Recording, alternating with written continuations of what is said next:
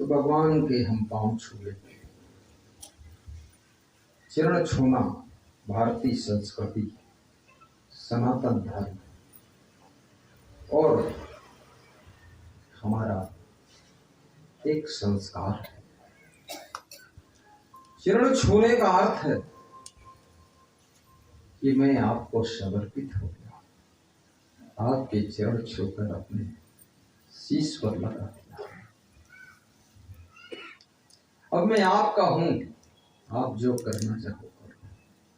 समझ लो क्या चाहिए इस भक्त को। और चरण छूना कोई छोटी बात नहीं। हर बहू अपनी सासू के चरण छूने में हिम्मत नहीं जुटाती। हर बेटा अपने पिता के पैर छूने में साहस नहीं जुटा पाता है। चरण छूने का अर्थ है कि आपने अपने अहंकार को उस समय नर्वस कर दिया है। नम्रता की नदी में तुमने डुबकी लगा दी है और हाथ जोड़ना भी बहुत कठिन है। और याद रखना, जिसके पास में नम्रता है वो अपने हर लक्ष्य को प्राप्त कर सकता है, बहुत बड़ी ऊंचाई तक जा सकता है। क्योंकि अहंकार के पहाड़ के वजन को लाद करके तुम बहुत ऊंचे नहीं चढ़ सकते, बहुत जल्दी थक जाओगे। कबीर ने एक बहुत मजेदार बात कही है, चींटी पर बताया है। कबीर का घर शिखर पर, जहां सिलहली गए। कबीर का घर ऊंचे चोटी पर है। शिखर माने चोटी होता है। और उस चोटी तक पहुंचने का जो रास्ता है वो रफ्तीला रास्ता है। सिलहली माने रफ्तीला, फिसल जाओ ऐसा रास्ता है। जहां सिलहली गैल माने रास्ता। और इतना रास्ता कठिन है कि पांव न टिके कपिल का। कपिल माने चींटी, और चींटी का भी पैर नहीं टिक रहा है। इतनी हल्की चींटी, वो भी फिसल जाता है। तो कबीर कहते हैं, मुझे हंसी आती है कि लोग बैल की तरह बोझा लाद कर उस शिखर पर चढ़ना चाहते हैं। कहा खलकल लादे बैल। खलक माने संसार, पूरे संसार का माया मोह का गट्ठर लाद करके ये बैल लोग ऊपर चढ़ के जाना चाहते हैं। इसलिए मुझे हंसी आ रही है, ये कैसे चढ़ पाएंगे? इतनी हल्की चींटी भी फिसल सकती है, तो ये बैल कैसे ऊपर जाए? कबीर साहब हंसते भी खूब है। कबीर साहब कहते हैं कि पानी में नींद पियासी, मुझ सुन सुन यावै हासी। अगर तुम हंसो तो बुरा नहीं, क्योंकि तुम्हारे इष्ट देव कबीर भी हंसते थे। हंसबा खेलबा धरिबा ध्यानम, गुरु गोरखनाथ ने कहा है, हंसते हंसते परमार्थ की यात्रा करो। ये भक्ति रोने का मार्ग नहीं है, भक्ति मुस्कुरा कर भजन करने का मार्ग। ये भक्ति आशाओं का पथ नहीं है, ये भक्ति आशा का पथ है। और ये भक्ति उदासीनता का त्योहार नहीं है, ये उत्साह का पर्व है।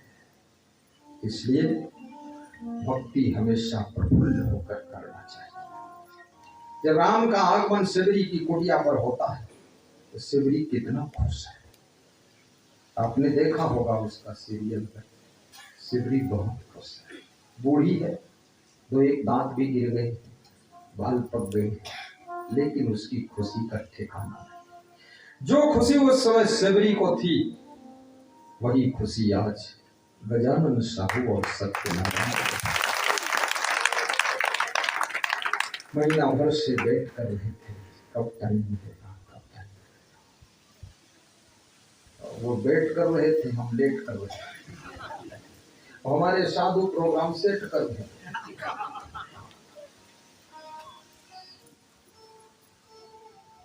बहुत अच्छा लगा है। इसलिए अपने से जो रिश्ते में बड़े हैं उनके पैर भी छू। परमात्मा भगवान कभी तुमको पैर छूने के लिए मिलने वाला नहीं। आप इंतजार करते रहो, नहीं मिलेगा। लेकिन याद रखना, श्री कृष्ण ने अर्जुन से कहा है, अर्जुन ने पूछा है, हे कृष्ण, ईश्वर कहाँ रहता है? यदि कृष्ण ईश्वर होते तो कृष्ण से अर्जुन क्यों पूछता ईश्वर कहाँ है? कोई मुझसे आकर पूछे असंग साहब कहाँ? कोई चश्मा हाथ में लेकर पूछे भाई चश्मा कहाँ है?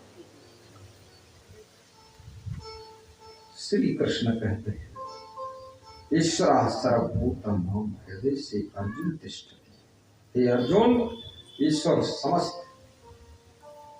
शरीरधारियों के भीतर हृदय रूपी मंदिर में आत्मा के रूप में बैठा हुआ है। जितात्मा प्रशांतस्य परमात्मा समाहितः उपद्रष्टारमन्ता च भर्ता भोक्ता महेश्वर परमात्मे चापितो देहे अस्मिन् पुरुषः। कृष्ण कहते हैं, ईश्वर परमात्मा इस शरीर रूपी देवालय में आत्मा के रूप में निवास करता है। और जब तुम सभ्यता, मर्यादा, संस्कृति, संस्कार को भूल जाते हो तो तुमको ना तो मंदिर में कुछ दिखता है, ना आपको अपने से बड़ों में कुछ दिखता है, क्योंकि अज्ञानता मनुष्य को अंधा कर देती है। इसलिए अपने सासू के भी पैर छू। दुनिया कितनी बदल गई हो, लेकिन जब भूख लगती है तो लोग दाल चावल सब्जी रोटी अन्न आहार ही करते हैं। लोग कहते हैं दुनिया बहुत बदल रही, युग बदल रहा, ये बदल रहा, वो बदल रहा, तो क्या गोबर खा लो बदल, खाना बदल दो? क्या बदल रहा है? बस मकान की डिजाइन बदल रही है, कपड़ों के पहनने का ढंग थोड़ा बदल रहा है, और बालों की कटिंग और सेटिंग, एडिटिंग और डेंटिंग पेंटिंग बदल रही है। और दुनिया क्या बदल रही है? आपका स्वभाव बदल रहा है, चरित्र बदल रहा है, विचार बदल रहे हैं। और इस बदलते जमाने में जो बदलने योग्य है उसको तुम भी बदलो। अच्छी डिजाइन का मकान बनाइए, अच्छी लुक की गाड़ी खरीदिए, साफ सुथरे कपड़े पहनिए, अपने बच्चों को अच्छे कॉलेज में पढ़ाइए, ये सब तुम भी चेंज करिए। लेकिन याद रखना, अपना व्यवहार, अपना संस्कार और अपनी संस्कृति, इसको कभी चेंज नहीं करना चाहिए। कभी हम इंसान करना चाहिए।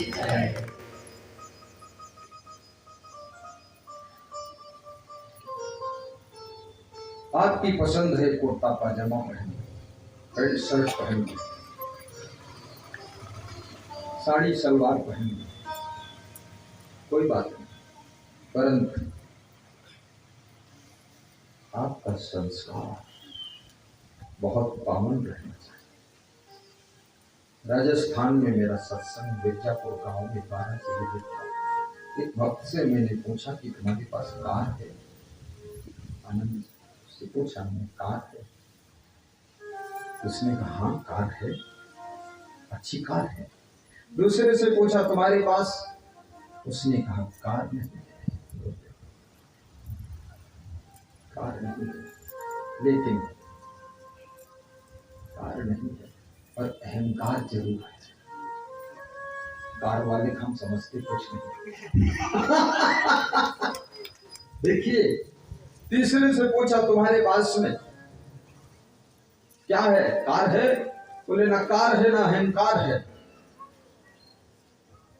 संतों का दिया हुआ संस्कार है।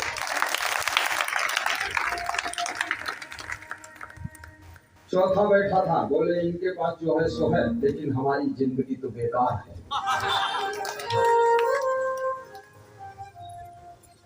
संस्कार अच्छा हो तो कार भी मंदिर बन जाती है, और अहंकार भी नम्रता में बदल जाता है, और जिंदगी जो बेकार है वो भी साकार हो जाती है। इसलिए संस्कार है।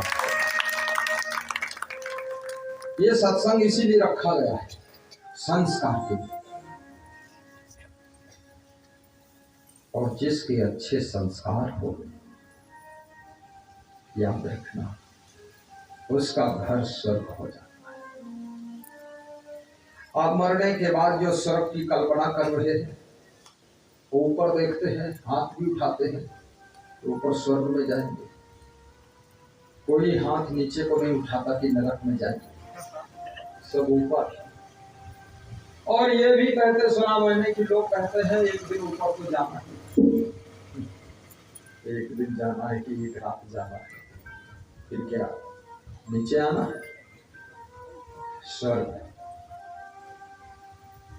हमारे घनश्याम दास गुप्ता जी लखनऊ वाले कहते हैं हमारा घर भी स्वर्ग है, आश्रम भी स्वर्ग है, और हम जहां रहते हैं वही स्वर्ग है। आपका स्वर्ग, आपका नरक आपके साथ में रहता है। दुनिया की कोई व्यवस्था किसी के मन के अनुसार अनुकूल नहीं मिलती, एडजस्ट होना से। तुम किसी की बेटी हो, जो लाड़ प्यार तुम्हारे माँ बाप दे सकते, वो ससुराल में नहीं मिल सकता। इसलिए ससुराल में सहनशीलता की ढाल लेकर जाइए, गम खाने की ताकत बनाकर जाइए। वहां थोड़े दिन बहुत नॉर्मल होकर बैठना पड़ेगा, फिर आपका भी शासन आएगा। ऐसी बात है, फिर तुम्हारा भी तूफान चलेगा। फिर थोड़े दिन तो थोड़ा और अपने से बड़ों की डांट जो सह ले, और अपने हित चिंतकों की सलाह को सुन ले। अहंकार किसी की बात को सुनना नहीं चाहता है, और अभिमान किसी की डांट को सह नहीं सकता है। मैं एक आपको छोटी सी कहानी सुनाऊंगा, बिराजो बिराजो।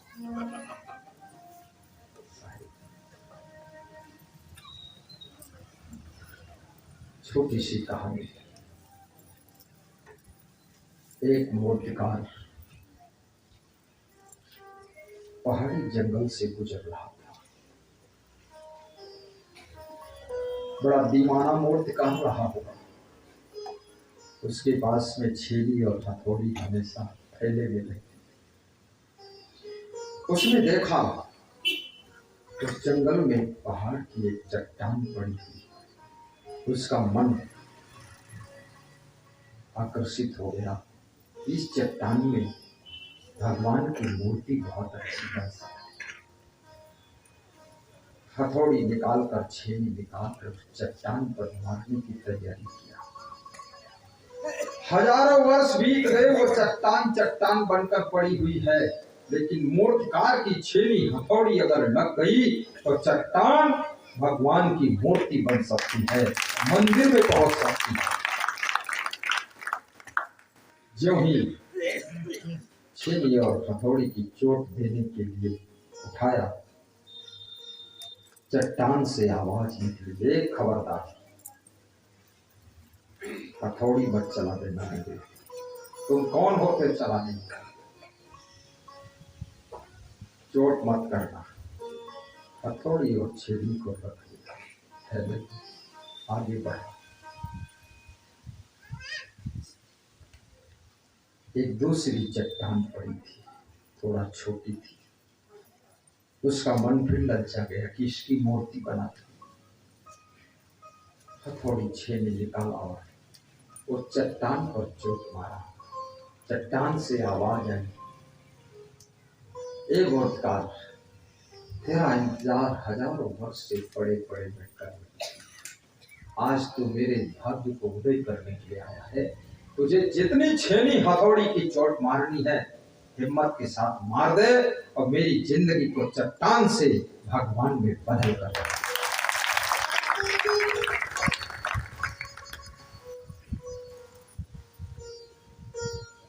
उसने उस चट्टान पर बहुत छेनी हथौड़ी चलाई। वो हनुमान जी की मूर्ति बनकर तैयार हो गई। मूर्ति इतनी बड़ी थी कि उठाकर नहीं ले जा सकता, नहीं छोड़ दिया। पहाड़ से नीचे उतरा तो गांव में गया। गांव के लोग उसको जानते थे, बोले अरे हम तो आपका इंतजार कर रहे थे, हनुमान जी का मंदिर बनाया हूँ, उसके लिए मूर्ति बनानी है, तो आप बना देना।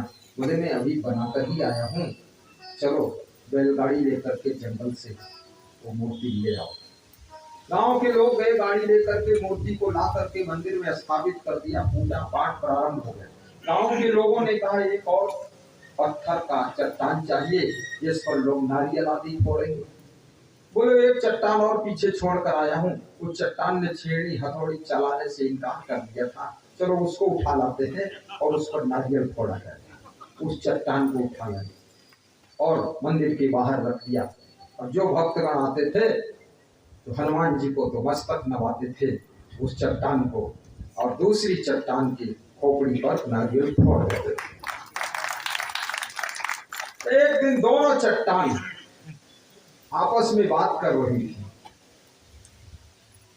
तो जिसके ऊपर नारियल फोड़े जाते थे वो चट्टान बोली, मेरे मित्र आप भी उसी पहाड़ की चट्टान है, क्या किस्मत है आपकी जो आप हनुमान जी बन करके आपकी पूजा हो रही, लोग चरण छूकर मस्तक में लगाते, आपकी वंदन करते, आरते हो हनुमान दला। और दूसरी मैं हूं, मेरी ये हालत है, नारियल मेरे ऊपर फोड़ते फोड़ते सारी हालत खराब हो गई, कोई नमस्कार तो करता नहीं। ये क्या है, इतना किस्मत में अंतर क्यों? तो हनुमान जी की मूर्ति जो पत्थर की चट्टान बनी हुई थी वो हंसती और कहती है कि आपने उस मूर्तिकार की छेड़ी हथौड़ी की चोट खाने से इनकार कर दिया, इसलिए तुम चट्टान बनकर रह गई और तुम्हारे ऊपर नारियल फोड़े जाते हैं, और मैंने छेड़ी हथौड़ी स्वीकार कर लिया तो मैं हनुमान की मूर्ति बन। आपके माता पिता भी मूर्तिकार हैं, आपके गुरु मूर्तिकार हैं, आपके शिक्षक मूर्तिकार हैं, आपके अंदर कौन सी मूर्ति वे बनाना चाहते हैं, इसलिए उनके अनुशासन की छेड़ी हथौड़ी की चोट को खाने के लिए तैयार रहिए, तो आप इस संसार में बहुत सुयोग्य बनकर तैयार होंगे, अथवा चट्टान बनकर ही पड़े रहेंगे।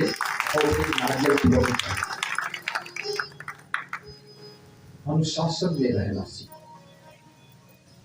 जब राम जी 14 वर्ष का वनवास पूर्ण करके लौटते, पूर्ववासियों को एकत्र किया और पूर्ववासियों से सत्संग कर रहे। क्या सत्संग कर रहे? बड़े भाव मानुष तन पावा, थोड़ा बढ़ा हुआ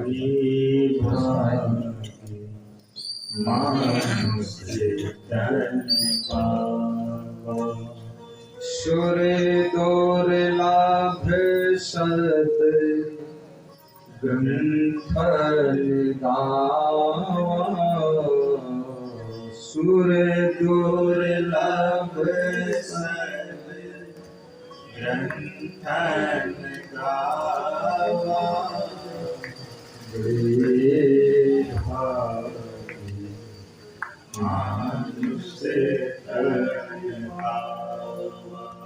यदि आपकी माँ, आपकी सासू, आपके पिताजी, आपके पति, आपकी पत्नी, आपकी बड़ी बहन और ज्येष्ठ भ्राता आपके ऊपर अनुशासन करते, हंसते हंसते उनके अनुशासन को स्वीकार करते, कभी कभी आपकी पत्नी भी आपके ऊपर अनुशासन करती, देखती है रास्ता गलत हो रहा, बोल देती, तुम्हारे चोट लग जाती है कार को, है पत्नी होकर बोलती है, तो कौन बोलेगा? अब तो उसी के तुम हो चुके, तुम अर्धांग हो, अर्धांगिनी, उसकी जिम्मेदारी। तुलसीदास की पत्नी ने तुलसीदास को डांटा, एक वेश्या ने सूरदास को डांटा था। सूरदास कृष्ण की महान भक्त बन गए और तुलसीदास राम के विद्वान भक्त बन गए।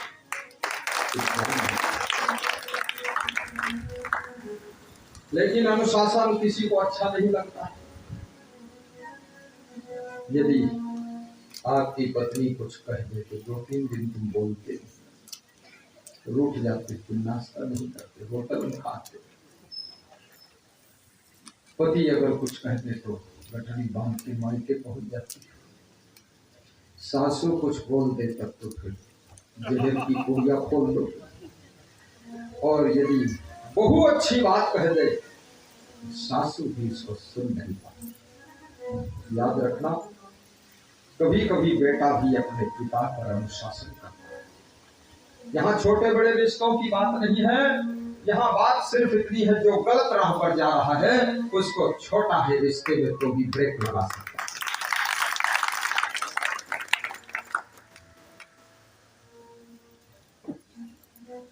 चलना संभल संभल के, पूज्य श्री अभिलाष साहिब की पंक्तियां। चलना संभल संभल के। विद्यार्थी के लिए भी यही कोटेशन है, पढ़ना संभल संभल के, जीना संभल संभल के, रहना संभल संभल के। मैं बेंगलोर गया था, मैं कई बार गया हूँ, लेकिन एक बार की कथा, वहाँ प्रवचन था, अग्रवाल साहब ने करवाया। रात में कहीं पधरौनी गए थे इंजीनियर के यहाँ, कर्नाटक का अलग नाटक है। रात में 11 बज गए तो कुछ लड़के और लड़कियां बाउंड्री कूद कर भाग रहे। मैंने पूछा, अग्रवाल जी ये कौन लोग? बोले ये पढ़ने आए हैं। उन्हें बाउंड्री क्यों कूद रहे? बोले नालायक है। देखा रात में 11 बजे क्या कर रहे हैं? बोले वो भी सोच रहे हैं ये साधु लोग रात में 11 बजे क्यों निकल रहे हैं। तो उनके बारे में सोच रहे हैं। चलो बोलते हो।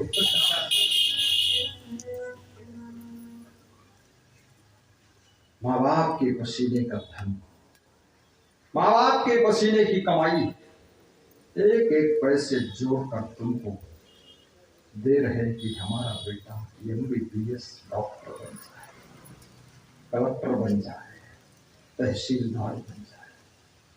तुम रात में 11 बजे बाउंड्री कूद रहे हैं। कृपया चलना संभल संभल।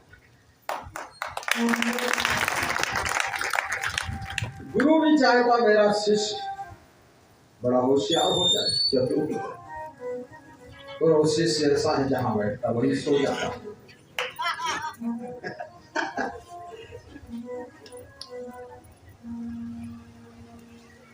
नहीं, शिष्य को भी संभल संभल कर चलना चाहिए, गुरु को भी संभल संभल कर चलना चाहिए, और भगत को भी संभल संभल कर चलना चाहिए। जीवन में कभी मांस मछली अंडा नशा शराब का सेवन मत करिए, व्यसन मुक्त रहिए और शाकाहारी भोजन कीजिए।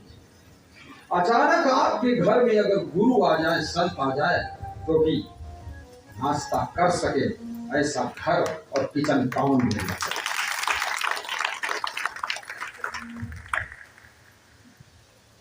एक सज्जन के घर में पधरौनी गया तो उन्होंने अपने मित्र से कहा तुम भी पधरौनी कराओ। बोले हम 1 साल बाद कराएंगे। क्यों? बोले हमारे यहाँ सब गंदा है, तो झाड़ू लगवा दो।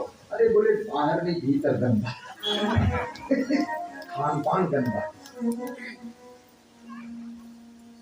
कैसे होगी पधरौनी? तुमने हृदय रूपी आंगन नहीं तुम्हारा, कैसे आएगी भगवान?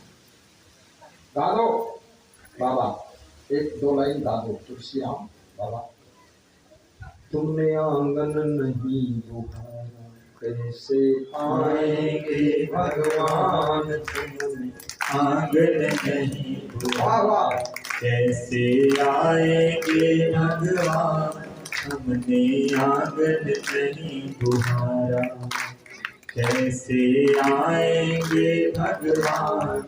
हमने आंगन नहीं बुहारा।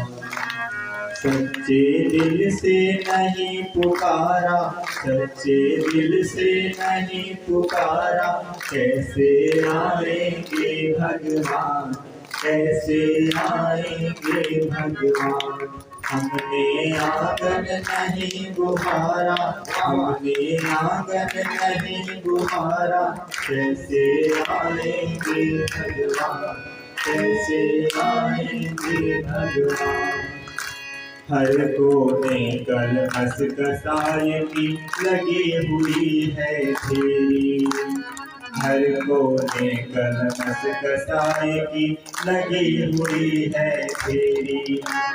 नहीं ज्ञान की किरण कहीं पर, हर कोठरी अंधेरी।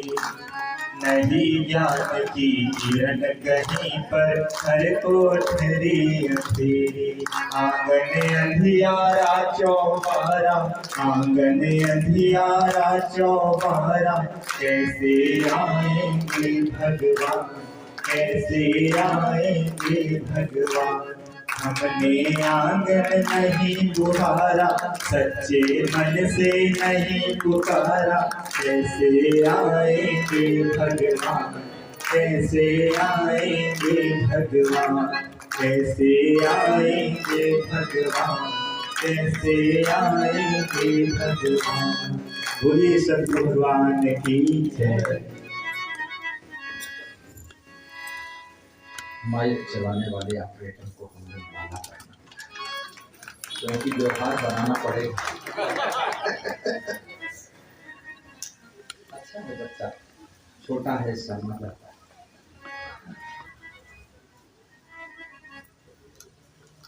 बस और थोड़ी देर सत्संग होगा, फिर विराम मिलेगा।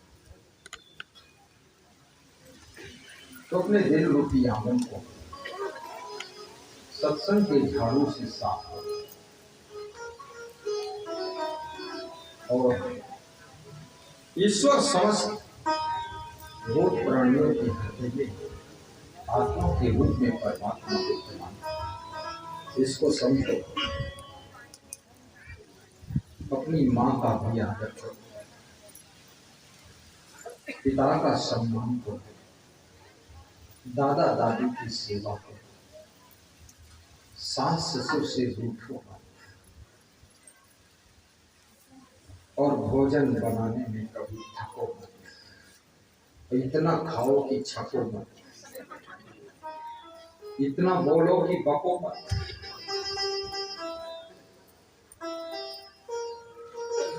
और ऐसा काम करो तो दुनिया में नाम हो, धनवान भी बनो, उन्नतशील भी बनो, थोड़ा व्यायाम भी करो। इंद्रदेव वर्षा लेकर आए, अभी बैठे रहो, थोड़ा थोड़ा भीगने लगना तब कर सकना, थोड़ा प्रार्थना भी कर दो, हो सकता मांग भी जाए। कोई बात नहीं, कोई बात नहीं। शाही धर्म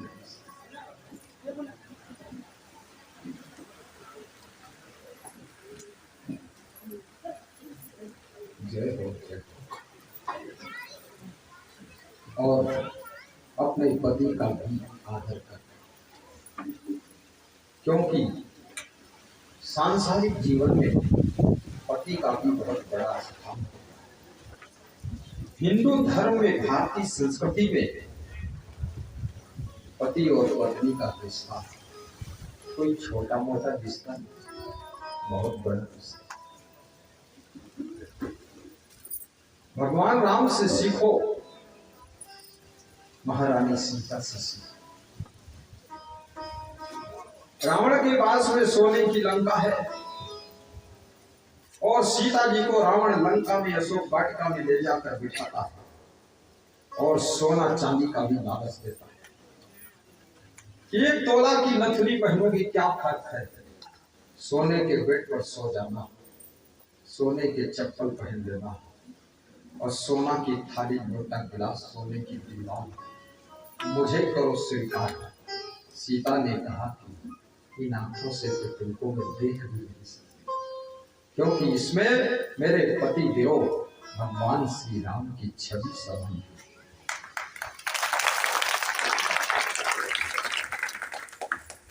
सोना का भी लालच मिल जाए तो ठीक है, पहन लो, पहनना कोई गलत बात नहीं। मैं दुबई गया था, वहां सोने के हाथ देखा तो 1-1 किलो सोना के हाथ। मैंने कहा अच्छा है, इंडिया में लोग तो पहनेंगे लोग अच्छे था। तो मैं उसका एक फोटो खींच लिया। हमने कहा फोटो ले लो, बिना पैसे का मोबाइल में हर बार कर देने का कोई काम भी नहीं। नारी का आभूषण, साधु का आभूषण और कुरूप मनुष्य का आभूषण और कोयल का आभूषण क्या है? कोकिला नाम सर्वरूपम स्त्री नाम रूपम पतिव्रतम विद्या रूपम कुरूपाणाम क्षमा रूपम तपस्वी। कोयल का सुंदर रूप और आकर्षण और आभूषण यदि कोई है तो उसका मीठा स्वर। कोयल का शरीर तो काला है, देखने में सुंदर नहीं, लेकिन उसका जो स्वर है बहुत मधुर है। कोयल जब बोलती है तो उसके पीछे तुम भी दोहराते हैं, परंतु बगुला बोलता है उसके पीछे तो दोहराते हैं। सफेद रंग का है, व्हाइट लगा नहीं दोहराते। और नारी का आभूषण पतिव्रता है। गृहस्थ आश्रम वालों के लिए सबसे बड़ा व्रत, कोई मंगल व्रत रहता है, कोई बृहस्पति को व्रत रहता है, कोई शनि को व्रत रहता है, कोई हनुमान जी के नाम से व्रत रहता है, कोई दुर्गा जी के नाम से रहता है। लेकिन आज मैं तुमको चुपके से बता देता हूँ, सबको मत बताना। नारी का सबसे बड़ा व्रत पति व्रत है, एक पति व्रत, और पुरुष का सबसे बड़ा व्रत गृहस्थ आश्रम में एक पत्नी व्रत है। इस व्रत में सभी व्रत समाया। ये व्रत कठिन है। दाल भात का व्रत तो बड़ा आसान, दिन भर नहीं खाया दाल भात और रात में साबूदाना की खीर चल रही, ऐसा व्रत तो हम रोज रह लेंगे। माल छको। और साधु के लिए सबसे बड़ा व्रत ब्रह्मचर्य का व्रत है, और कुछ भी नहीं है। साधु का प्राण यदि कुछ है तो ब्रह्मचर्य। और ब्रह्मचर्य केवल शरीर से नहीं, आंखों से भी ब्रह्मचर्य होना चाहिए, मन से भी ब्रह्मचर्य होना चाहिए, और वाणी से भी ब्रह्मचर्य होना चाहिए, और दिमाग की सोच में भी ब्रह्मचर्य की ही सोच होना चाहिए। ये साधु का व्रत। विद्या रूपम कुरूपाणाम। और कोई कुरूप व्यक्ति है, चेहरे से शरीर से सुंदर नहीं, परंतु उसके विद्या है, गुण है, कला है, यही उसकी सुंदरता है, यही उसका आभूषण है। जैसे हमारे तुलसी राम जी चेहरे से तो रंग से सामने, लेकिन जब गा रहे थे कितना लोग खुश हो रहे थे। तुलसी राम थोड़ा मुस्कुराते। इसके घर में 11 बजे रात को पधराना किया था, पूरा गांव सो गया, वही बचा था। मैं बड़ा हिम्मत वाला संत हूँ पधरौनी करने में। जिनके घर पधरौनी वो भी सो जाते थे, दरवाजा खटखटा तो थोड़ा उम्र भी हो गई, थोड़ा व्यस्तता ज्यादा हो गई, नहीं कोई झूठ मूठ भी बुला ले पधरौनी तो वहां हम किसी का मन सोचते थे ऐसा ना हो जाए किसी को कि बड़े लोगों के यहाँ जाते, छोटे के यहाँ नहीं जाते, इसलिए हम सबके यहाँ चले। चाहे बस झाड़ू लगा दो, बिछौना बिछा दो, हो जाएगा। पधरौनी भी विभिन्न मॉडल की होती है। आज जो पधरौनी हो रही है ये थोड़ा बड़ी पधरौनी, इसमें हजारों के दिल में गुरुदेव पधारते हैं। और इंद्र देवता भी प्रसन्न होकर के बादलों के द्वारा जल का हल्का छिड़काव करके चले। तब मैं जब बिस्तर पे आराम कर रहा था, ऐसे हाथ जोड़ा, हे क्षमा देव, गजानन के कार्यक्रम में पानी न बरसे। और जब पानी आया तो ये नहीं खाया, प्रार्थना सुनवाई हो नहीं रही मामला। फिर मन में सोचा पानी बरसना नहीं चाहिए, क्योंकि बड़े भाव से व्यक्ति तैयारी करता है, बड़ी श्रद्धा होती। वर्षा हो गई, ज्ञान वर्षा प्रारंभ और विद्यारूपम कुरूपाण। इसलिए मैं नारियों से कहूंगा, पुरुषों से भी कहूंगा, साधुओं से भी कहूंगा, आपका शरीर सुंदर होना हो, लेकिन आपका स्वभाव सुंदर होना चाहिए, व्यवहार सुंदर होना चाहिए, विचार सुंदर होना चाहिए, वाणी मृदुल होना चाहिए। फिर देख लेना, आपका रंग कोई नहीं देखेगा, आपकी जिंदगी के ढंग से लोग प्रभावित हो जाएंगे और आपका स्थान होगा। और ये भी निवेदन करूंगा, किसी के रंग को देखकर विवाह नहीं मत करना, पूरा घर का रंग भी बिगड़ सकता है। हाँ, मैं इस बात पर बहुत गौर करता हूँ। कितने लोग आजकल के लड़के बड़े मजनू होते हैं, बस खाली चेहरा देखते हैं गोरा गोरा है, लड़कियां भी होशियार हो गई, अपना चेहरा संभाल देती, बाकी सब चौपट। वो समझती ही इसी में फंसेगा शिकारी, और फंस भी गया बेवकूफ, और फंसने को चिल्लाता भी होते कि हम ना फंस गए, तो कौन फंसा है, फंसा तू। अरे उसमें ये भी देखिए रोटी वोटी बना पाएगा कि नहीं बना पाएगा, उसके चेहरे को क्या तू चाटेगा फालतू। भोजन तो बनना चाहिए, भोजन बना दे, झाड़ू लगा ले, सेटिंग कर ले, वही ठीक है। अपने को क्या चाहिए। और यदि आपकी बूढ़ी माँ, बूढ़ी सासू बिल्कुल डोकरी हो गई है, उसके पास रोज बैठना और उसको देखना, कहना सासू माँ आज जिस स्थिति में तुम हो, धीरे धीरे मैं भी उसी उम्र की ओर आ गई हूँ, धन्यवाद। और अपने घर के किसी कमजोर असहाय असमर्थ व्यक्ति को कभी छोड़ना मत।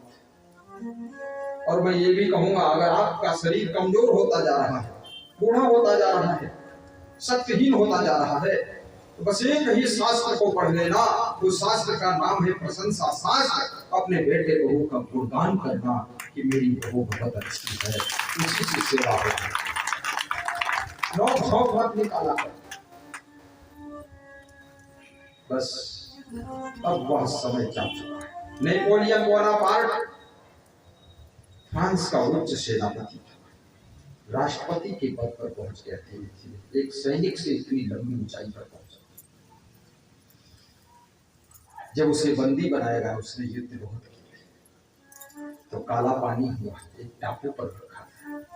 सुबह सुबह उसके साथ में डॉक्टर रहता था, जो बहुत बड़े लोग होते हैं, अगर अचानक मर जाए तो भी विद्रोह खड़ा होता, तो डॉक्टर के साथ में सुबह सुबह मॉर्निंग वॉक में जा रहा। तो एक लेडीज सामने से घास की गठरी लेकर आ रही थी, तो जो साथ में डॉक्टर था उसने कहा, ये महिला रास्ता छोड़ दे, तो इसको पता नहीं कि नेपोलियन बोनापार्ट आया।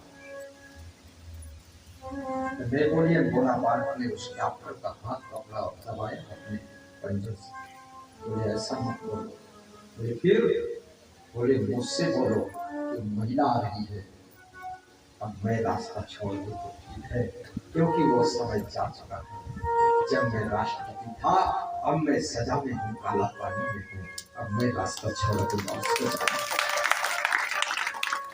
अब शरीर बूढ़ा है, कमजोर है, असमर्थ है, गुस्सा मत किया, नाराज मत हो, मुस्कुराया करो, 2-1.5 घंटे तक योगा किया करो, लेटे लेटे बैठे बैठे लुढ़क उड़क प्रेम से थोड़ा बहुत खा लिया करो। जब भोजन सामने आए मुस्कुरा दिया करो, बहू की ओर नजर भर के देख लिया करो कि बहू इतना स्वादिष्ट भोजन है तो बेकार, लेकिन फिर प्रशंसा थोड़ा करो। और काम करने वाले की जब प्रशंसा करोगे तो अगले दिन रिजल्ट अच्छा है। भगवान श्री राम भी हनुमान जी की प्रशंसा करते थे। रघुपति की भी बहुत बड़ा, रघुपति भी बहुत बड़ा किया। तुम मम प्रिय भक्त ही सब, तुम मेरे बहुत प्रिय हो। तो हनुमान ने पूछा मैं कितना प्रिय हूँ? बोले जैसे मेरा भाई भरत मुझको प्रिय है वैसे तो मेरे भाई हो। कहाँ बंदर, कहाँ इंसान, कहाँ भगवान, उसको भाई बता रहे। आजकल के लोग तो भाई को भी बंदर बताते और वो देखो बंदर को भाई बताते भगवान। भगवान और साधारण इंसान में यही फर्क है। सबको निभाना सीखो। कम बुद्धि वाले भी आपके साथ चाहिए, ज्यादा बुद्धि वाले भी चाहिए, होशियार भी चाहिए, कम होशियार भी चाहिए, कार्य कुशल भी लोग चाहिए। आपका घर मंदिर बने ऐसी मेरी शुभ। स्वर्ग स्थिता नाभि जीव लोके चत्वारि चिन्हानि वसंत देहे। दान प्रसंगो मधुरा चबाणी देवार्चनम ब्राह्मण का पर्श। चार चीजें जिसके घर में होती है उसके घर में स्वर्ग रहता है। हिंदी में बता दूं कि छोड़ दूं आगे बढ़ जाऊं? हिंदी का आकार देता हूं। जिसके घर में दान के प्रसंग चलते रहते,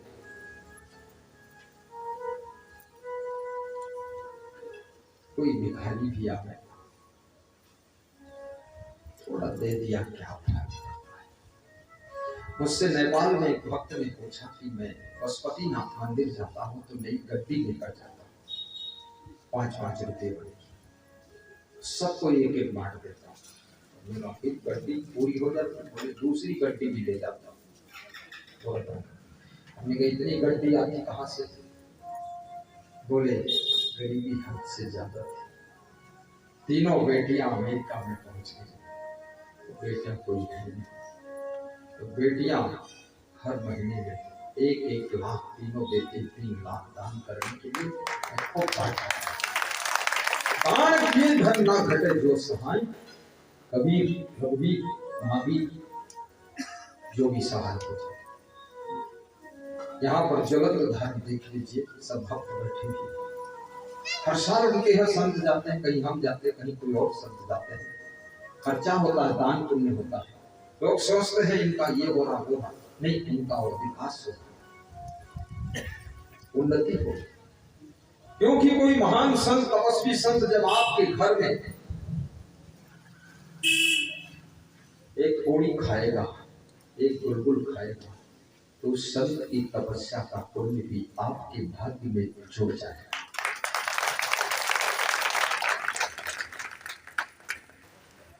मरौद के खगेंद्र साहू, बहुत थोड़ी जमीन है इनके पास, अड़े भैया, लेकिन श्रद्धा, ना सर्विस है, छोटी सी दुकान, 2-2 कार, 3-3 मोटरसाइकिल, 2-2, 3-3 मकान बन गए।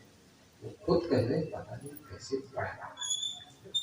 और जब बंदगी करते हैं खाली हाथ नहीं करते। याद रखना, दारिद्र्य नाशनम दानम शीलम दुर्गति नाशनम।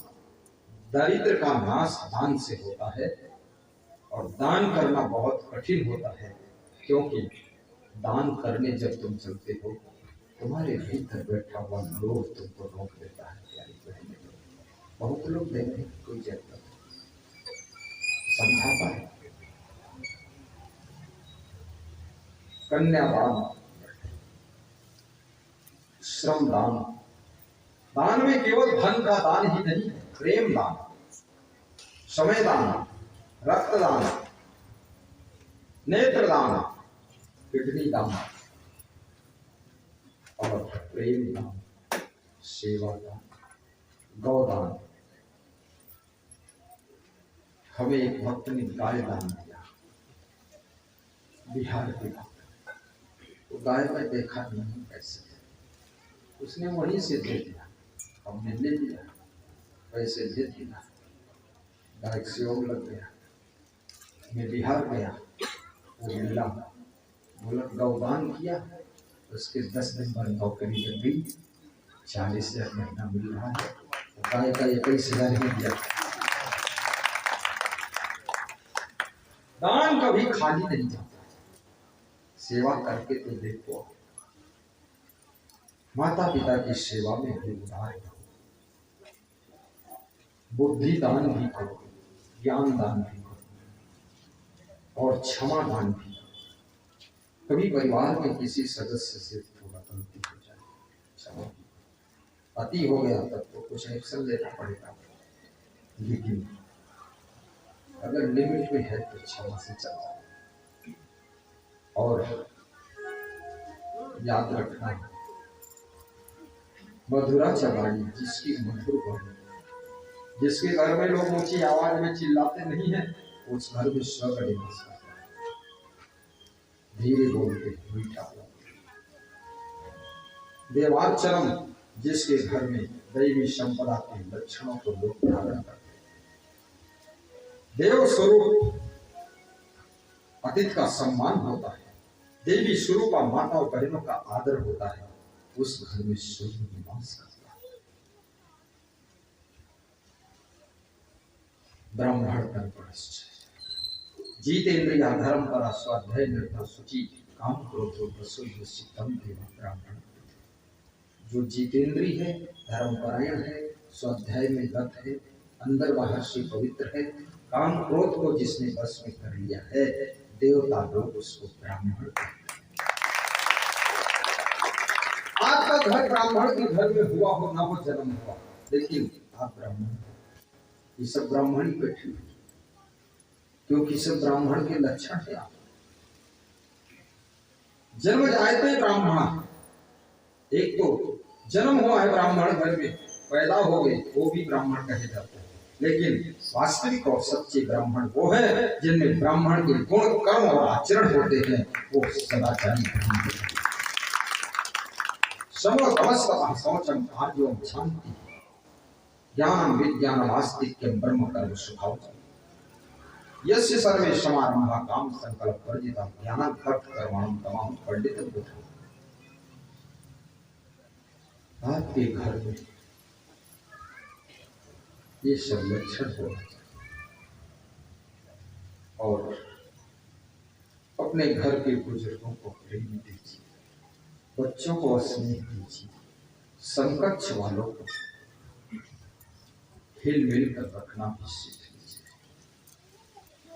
आपका जीवन मंगल में ऐसा व्यास का भी शुभकामना करती है और पधारी भी सभी अतिथियों को व्यास का भी धन्यवाद देती है और साहित्य बंदगी भी करती है। और मुझे बहुत खुशी है क्योंकि ये कार्यक्रम बड़े भाव से रखा गया है। इतनी सुंदर व्यास का भी बड़ी आकर्षक व्हाइट चांदन, खंभों को भी व्हाइट कपड़ा पहना है क्योंकि गुरुदेव व्हाइट में आ रहे, खंभे तू भी साधु बन जाए। और भक्तों के ऊपर रंगीन चांदनी है क्योंकि संसार का रंग तो रंगीन ही है, तो आपके लिए वो कलर चाहिए। सेटिंग से कहा और मैं पूछना चाहूंगा इसमें ऐसे कितने लोग हैं जिन्होंने हमको पहली बार देखा है, रूबरू हाथ ऊंचा करें। पहली बार, इसके पहले तो भी नहीं देखा, नीचे कर, इसका मतलब अभी बहुत अंधेरे में है। फिर पूछूंगा जो लोग इससे पहले भी देख चुके मिल चुके हैं वो जरा हाथ ऊंचा कर, काफी संख्या नीचे कर। फिर पूछूंगा जिन लोगों के घर भी जा चुका हूं वो हाथ ऊंचा कर। देखो अरे ये तो 30% लोगों के घर भी गए, बहुत बड़ी बात है। अब वो लोग हाथ ऊंचा करेंगे जिन्होंने मेरा प्रोग्राम भी करा चुके हैं। खड़े हो जाए, प्रोग्राम जो करा चुके देख लो जाए, हाँ खड़े हो जाए, वाह वाह क्या बात, हाँ ठीक खड़े हो ना, हाँ ये देख, प्रेम इनका देख लो, भाव इनका देख लो, स्नेह इनका देख लो और इनको देख कर फिर ताली जोर से बजाते।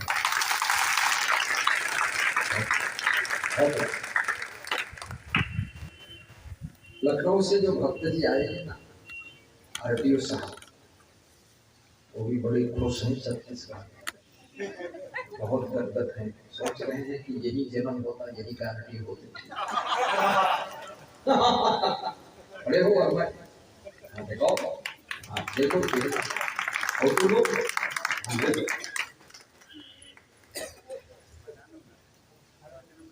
वर्मा जी, आओ आपको एक माला पहना।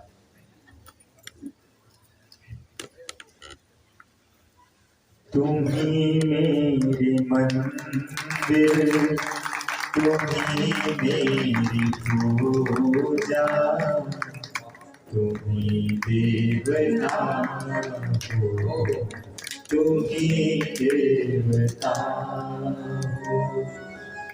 तुम ही राम मेरे कन्हैया तुम ही हो, जीवन की नैया के खेवैया तुम ही हो। जिधर देखता हूँ नजर तुम ही आते, सभी भक्त साधक तेरे गीत गाते।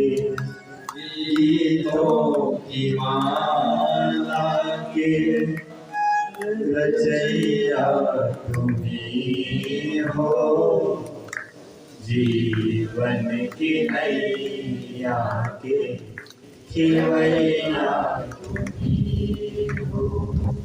सदगुरु भगवान जय। मैं चाहूंगा 2 मिनट का कार्यक्रम है। जो अपने प्रदेश में बाहर से आए थे, लखनऊ से, राजस्थान से, गजानन जी और सत्यनारायण जी, उनको माला पहनाकर सम्मान करें। आइए घनश्याम दास गुप्ता को गजानन साहब माला पहनाए, सत्यनारायण जी शैलेंद्र सिंह को माला पहनाए।